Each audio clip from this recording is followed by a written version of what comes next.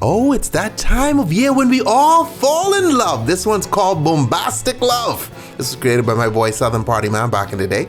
Okay, so we muddle some raspberries, drop in some ice, pour in a little bit of raspberry liqueur, come behind it with some slow gin, okay? Follow it up with some grenadine, okay? And then we shake, shake, shake, shake, shake. Pour the base of that into a glass, okay? Beautiful. Come behind ice, hit it with some coconut rum.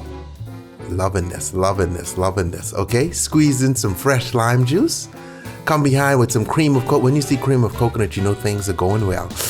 Ooh, that's delicious. Okay, get that in there. We blend, blend, blend, blend, blend, okay? And then we pour that mix in. You see what it does? Okay, gives you this nice gradient. Put some whipped cream on top. Put a little raspberry on top of that bad boy. And there you have it, Bombastic Love. Stay tipsy. Hey, go to tipsybartender.com because we have a ton of Valentine's drinks on there.